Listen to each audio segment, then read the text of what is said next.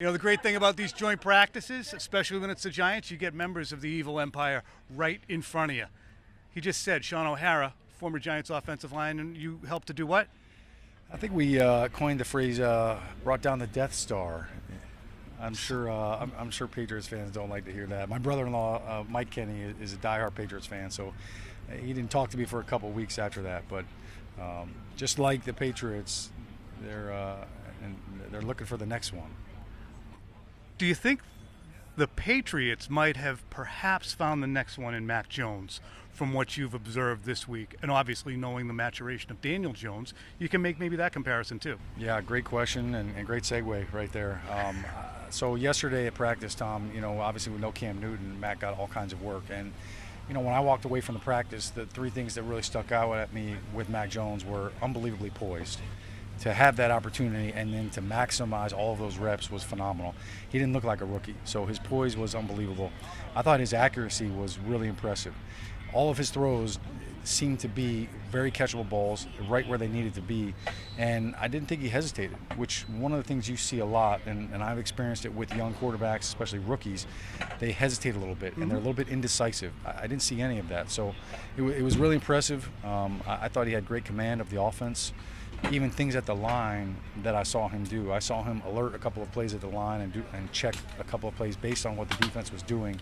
That's next level thinking at the quarterback position. You rarely get somebody this early on in camp that's able to handle all of that and process all of that at the line.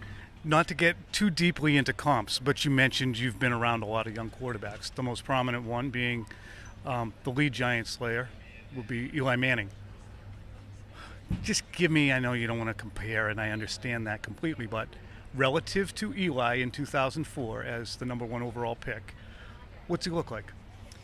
I think very comparable. They wear the same number, too, they're both wearing 10, and so I definitely see some similarities there. I think the at the line and the mental stuff that I was just referring to, that was one of the things that I was so impressed with Eli coming in.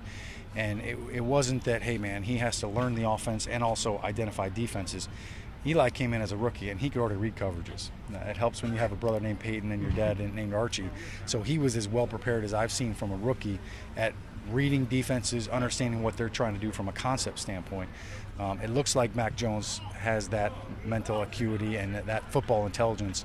But I think the poise is one thing that you see, and it's something that you have to be in the huddle with to get that command, because as a quarterback, that's where you have to win. You got to win the huddle before you can win any football game, and that's something Eli did, and he did it by being one of the guys. But I really thought with Eli, he understood where to go with the football. He always, even if he had a bad throw, he was able to shake it off. If he had a bad play, if he messed up, okay, you know what, he learned from it. He rarely made the same mistake twice. To do that all in 90-odd degree conditions, no matter what the heat index was, it was probably 105 for 2.5 hours. That was something that stood out to me about you have to have some mental toughness to go on and on and on like that. It must, to say nothing of what the offensive linemen are going through, folks. Yeah, well, I think I'll just go out on a limb here and say Mac Jones played at Alabama. I'm sure they had some hot days down there at 2.5, and in college, I'm pretty sure they probably still had 2-a-days. So it's funny, I look at this the same way you do now, and it's like, man, it's so hot. I can't believe they're out there doing that. I had to remind myself, we did that twice back in the day. So totally different. It's a different camp now. I call it summer camp instead of training camp, because I'm pretty sure they get popsicles after every practice. You came up under Tom Coughlin, and so Joe Judge is not that different an individual. What do you like about Joe Judge's bedside manner so far? Well, I think number one, he's very consistent with his message, and everything that he does is team-oriented, and I think that the players appreciate that. And look, he's making them work, and 2 days in a row now, they've been running that hill after practice, and I think that, look, you're always going to have people on the IBSC, which I call it the itty committee. Yeah. And there are always going to be people that complain about that stuff, but really they're trying to make you better, and I think that the players have embraced that. I know when Tom Coughlin came to the Giants in 2004, that was my first year there coming from Cleveland. There were a lot of things we did that we questioned. We scratched our heads and we said, man, why are we doing this? Why is he busting our chops, or is this really going to make us better? And when you're going through it, sometimes it's easy to have sour grapes. But when you start winning games in the fourth quarter, And when it starts to come to fruition, you realize why you're doing all of that. And I think, for Joe, it's you have to establish that culture, and I think he's doing a good job of that.